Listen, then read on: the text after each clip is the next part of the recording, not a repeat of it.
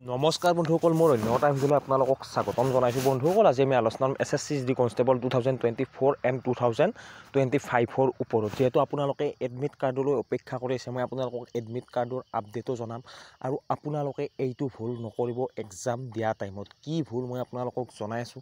আপোনালোকে অসমীয়াত এক্সাম দিলে ভাল হ'বনে, হিন্দীত দিলে ভাল হ'বনে, ইংলিছত দিলে ভাল হ'ব, আপোনালোকক গোটেই এই ভিডিঅ'টোৰ মাধ্যমেৰে সবিশেষ জনাবলৈ চেষ্টা কৰিম। লগতে আপোনালোকক কুৱেশ্যনৰ কোৱালিটি বা কেনেকুৱা ষ্টেণ্ডাৰ্ড কুৱেশ্যন আহিব, গোটেইখিনি কথাই ভিডিঅ'টোৰ মাধ্যমেৰে আপোনালোকক জনাবলৈ চেষ্টা কৰিম। আপোনালোকে ভিডিঅ'টো স্কিপ নকৰাকৈ শেষলৈকে সম্পূৰ্ণকৈ চাই থাকক আৰু মোৰ চেনেলটোত যদি প্ৰথমবাৰ কাৰণে ভিজিট কৰিছে তেতিয়াহ'লে মোৰ চেনেলটো ছাবস্ক্ৰাইব কৰক আৰু কাষত থকা বেল আইকনটো প্ৰেছ কৰক। চাওক বন্ধুসকল, যিহেতু আপোনালোকৰ 20 তাৰিখৰ পৰা আপোনালোকৰ এক্সাম অনুষ্ঠিত হ'ব আৰু যিহেতু আপোনালোকৰ হাতত বেছি দিন নাই, যিহেতু ইতিমধ্যে 2টা ৰিজনৰ এডমিট কাৰ্ড ডাউনলোড হৈ গৈছে আৰু বৰ্তমান আমাৰ NER ৰিজনৰ এডমিট কাৰ্ড ডাউনলোড হোৱা নাই। হয়তো আজি ৰাতিৰ ভিতৰত বা এই কেইদিনৰ ভিতৰতে আপোনালোকৰো এডমিট কাৰ্ডসমূহ ডাউনলোড হৈ যোৱাৰ সম্ভাৱনা যথেষ্টখিনিয়ে আছে। যিহেতু আপোনালোকে ইতিমধ্যে এডমিট কাৰ্ড ষ্টেটাছ চাইছে, আপোনালোকৰ ৰিজেক্ট হৈছে নে হোৱা নাই আপোনালোকে গমেই পাইছে। এডমিট কাৰ্ড ষ্টেটাছটো চাই আপোনালোকে গমেই পাইছে। এতিয়া আপোনালোকৰ এক্সাম কেতিয়া হ'ব আপোনালোকে সেইটোও গম পাইছে। এতিয়া আপোনালোকে মাথো অপেক্ষা কৰি আছে এডমিট কাৰ্ডখনলৈকে।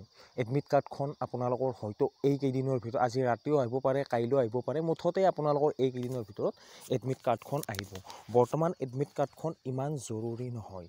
বৰ্তমান জৰুৰী আপোনালোকে এক্সামটো কেনেকৈ দিব, আপোনালোকে কি ভুল কৰিব নালাগে।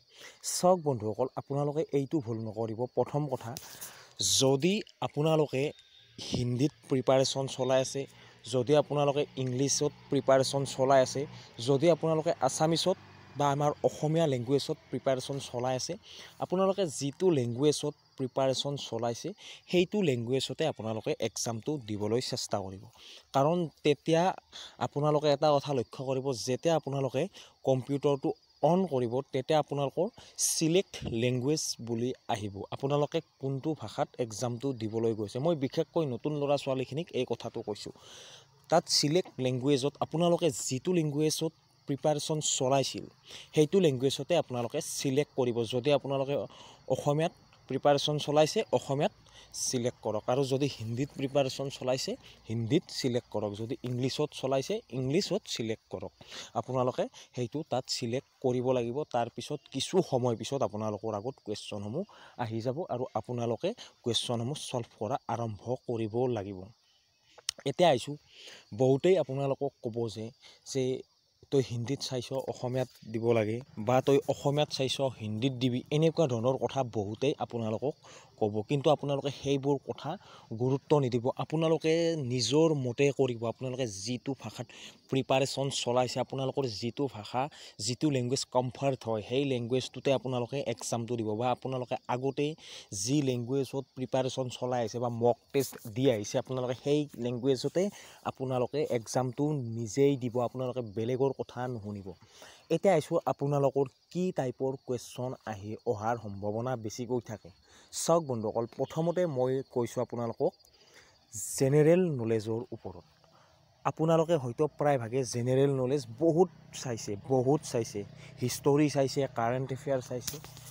মই আপোনালোকক মোৰ এক্সপিৰিয়েঞ্চৰ ফালৰ পৰা আপোনালোকক জনাওঁ যে হিষ্টৰীৰ কুৱেশ্যন অহা দেখা নাযায়। যিহেতু মই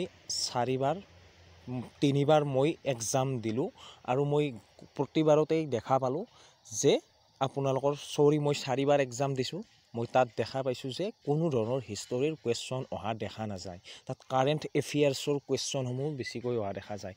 যেনেকৈ G20 হৈ গৈছে ভাৰতত, তাৰ কুৱেশ্যন অহাৰ সম্ভাৱনা আছে, বা ৰাম মন্দিৰৰ উপস্থাপনাত কিছুমান তাৰ কুৱেশ্যন অহাৰ সম্ভাৱনা আছে।